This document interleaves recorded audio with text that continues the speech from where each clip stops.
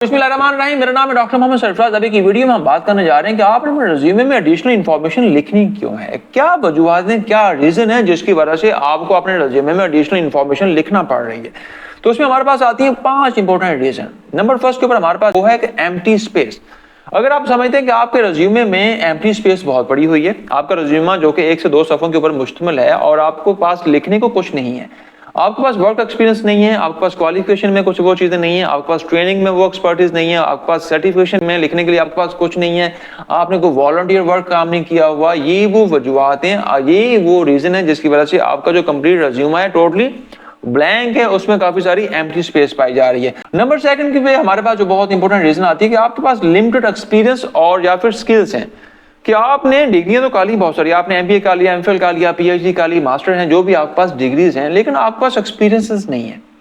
आपकी जितनी भी डिग्रीज के बाद आपने कोई जॉब नहीं की, कोई आपने इंटर्नशिप नहीं की, कोई आपने प्रोजेक्ट्स नहीं की, कोई आपके पास स्किल्स नहीं है, कोई आपके पास सर्टिफिकेशंस नहीं है। अल्टीमेटली रिजल्ट क्या निकला कि आपका वो जो रिज्यूमा जो कि आपके 2 सफ़ों के ऊपर बेस होना था, जिसमें आपने बहुत सारे अपने वर्क एक्सपीरियंसेस को डिस्क्राइब करना था, आपने इंटर्नशिप को डिस्क्राइब करना था, आपने प्रोजेक्ट्स को डिस्क्राइब करना था, आपके पास लिखने को कुछ नहीं वहां पर। अल्टीमेटली क्या होगा, आपका रिज्यूमा जो 2 सफ़ों के ऊपर 3 सफ़ों के ऊपर बेस कर रहा है, मुश्तमिल है, वो टोटली ब्लैंक होगा, उसमें कोई भी चीज आप वहां पर शो ऑफ नहीं कर पा रहे होंगे, जिसकी वजह से आपको क्या काम करना पड़ेगा, आपको अपनी वहां पर एडिशनल इंफॉर्मेशन लिखना पड़ेगी।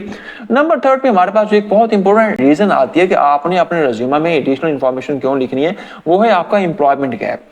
लेट्स से आपने एक जॉब की 1.5 साल जॉब की, उसके बाद 2 से 3 साल आपकी कोई फैमिली रीजन थे, कोई सोशल लाइफ की मसरूफियत थी, कोई सोशल आपकी हेल्थ के इशू थे, मल्टीपल किस्म की रीजन थे जिसकी वजह से आपकी जो सेकंड जॉब है उसमें गैप है।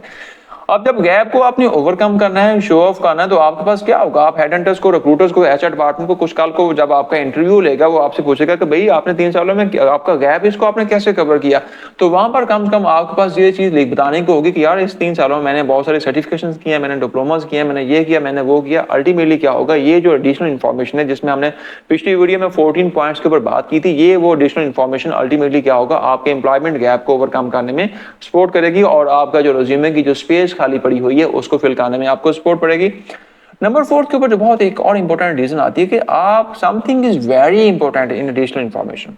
इससे क्या मुराद है कि आपके पास कुछ ऐसी एडिशनल इंफॉर्मेशन है, वो सर्टिफिकेशन की फॉर्म में हो सकती है, वो ट्रेनिंग की फॉर्म में हो सकती है, वो वॉलंटियर वर्क की फॉर्म में हो सकती है, वो प्रोजेक्ट्स की फॉर्म में हो सकती है, वो कॉन्फ्रेंसेस अटेंड करने की फॉर्म में हो सकती है, वो किसी एक्स्ट्रा लैंग्वेजेस की फॉर्म में हो सकती है। मीन आपके पास कुछ ना कुछ एडिशनल है, कुछ ना कुछ आपके पास एडिशनल है जो कि बहुत इंपॉर्टेंट है, जो कि बहुत वैल्यूएबल है, जो कि बहुत जिसकी सिग्निफिकेंस बहुत ज्यादा है। तो आपने नंबर 4 के ऊपर आपने अपने रिज्यूमे में एडिशनल इंफॉर्मेशन को ऐड करना होता है। नंबर 5 के ऊपर सबसे अहम चीज, मस्ट रीड जॉब डिस्क्रिप्शन। कि जब आपने जॉब डिस्क्रिप्शन पढ़नी है, पढ़ लेने के बाद जब आपने अपने रिज्यूमे को क्राफ्ट करना है, लिखना है, राइट करना है, तो आपने देख लेना है जो मेरे पास 14 एडिशनल इंफॉर्मेशन के सेक्शंस हैं, उसमें कोई ऐसी चीजें हैं जो हेडहंटर ने या उस कंपनी ने एडवर्टाइज की हैं, मांगी हैं, तो मुझे उसमें से कुछ ना कुछ एडिशनल इंफॉर्मेशन वहां पर लिख देनी है। तो व्यूज ये वो 5 इंपॉर्टेंट रीजन है जो कि आपने एडिशनल इंफॉर्मेशन लिखते वक्त इन 5 एलिमेंट को ध्यान में रखना है। अल्टीमेटली क्या होगा कि आपका जो रिज्यूमा होगा बहुत कैची हो जाएगा, बहुत इंप्रेसिव हो जाएगा और कोई भी कंपनी, किसी किस्म की कंपनी आपको रिजेक्ट नहीं करेगी, बल्कि आपकी शॉर्ट लिस्टिंग के चांसेस को मैक्सिमाइज कर देगी।